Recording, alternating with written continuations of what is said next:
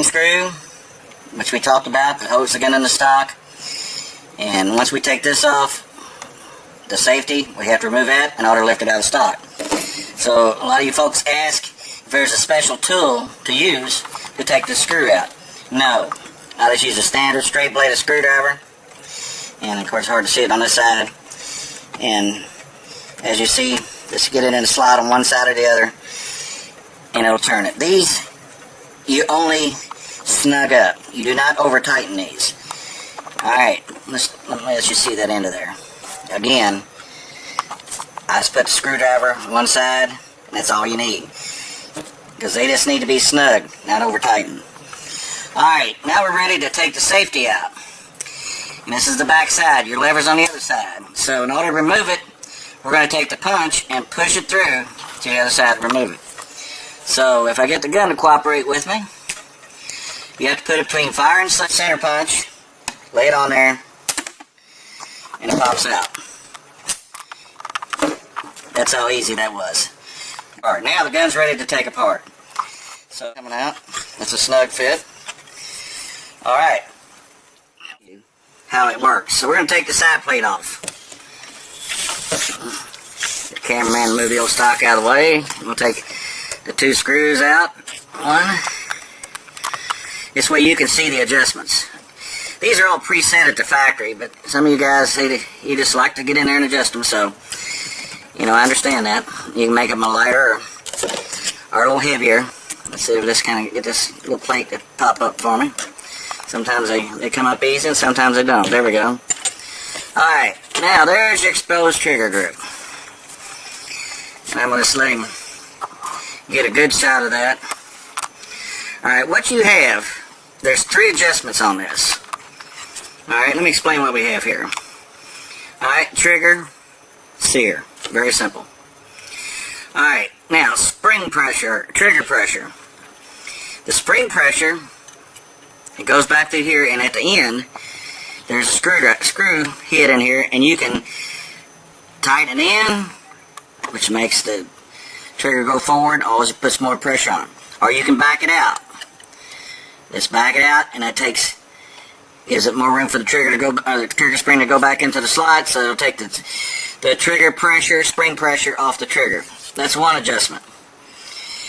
Second adjustment is right here. And that screws in. That's a straight, real fine screw slot. And what that does is that moves the trigger forward. So, less travel. Top one, less travel. Screw it in, less travel. Because what you're doing is you're moving it back. When you cock this thing, and let's just let the sear, we won't cock it. But as you see, the sear is now under the trigger. So when you pull it back, this will rotate forward and fire. So, less travel, spring goes in. The center screw, and my fingers are kind of fat, but if I can get this little screwdriver here slotted in there.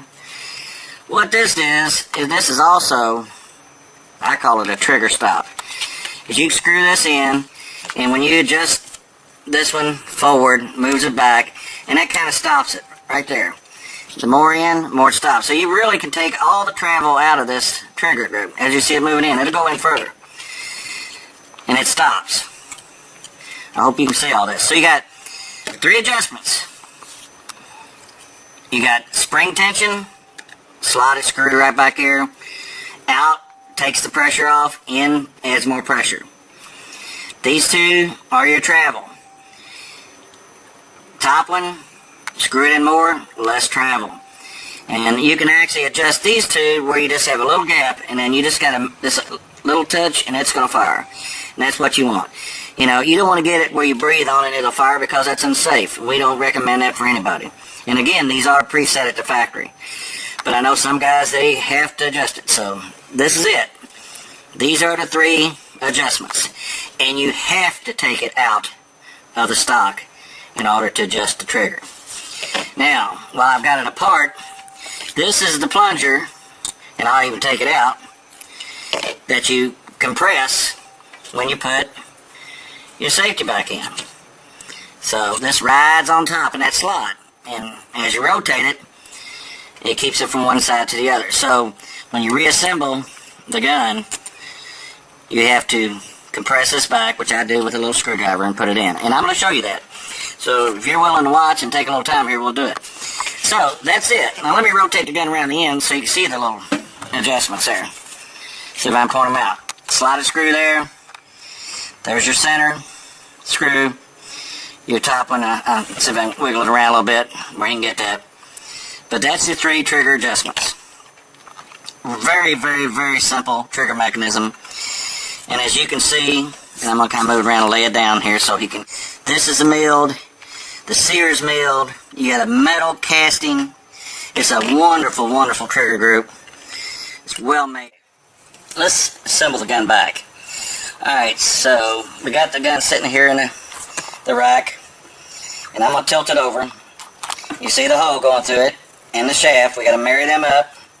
We're going to drop it in the slot and get it down in there. That's how easy it drops back in. The second thing we're going to do is, in order to put the safety in, we're going to have the clear vision hole there, which it's below that, so it'll fit in easy. So we'll go ahead and snug the wood to the gun, to the receiver, lower end of the receiver, if I can get it. There it is. And again, you do not have to over tighten these. I just snug them up myself personally, and that's it. I mean, you can, again, take the screwdriver and I just snug it up. You don't have to, like I say, over torque it.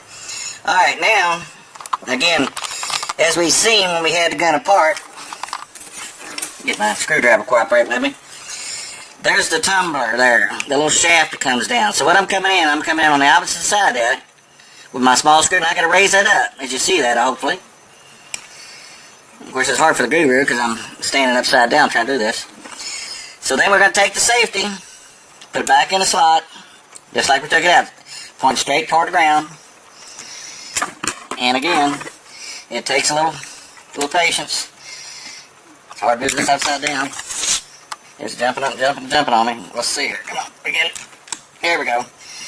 So, you know, and I'm not going to edit this tape. I want you to see that it takes a little effort.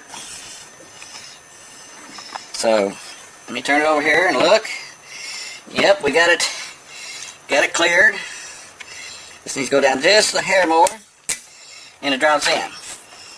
And like I said, I told my cameraman, we don't want to edit this because it takes a little finesse to get the safety back in. I mean, I love to get them on the first try and look like a hero, but that's it. It's back in place.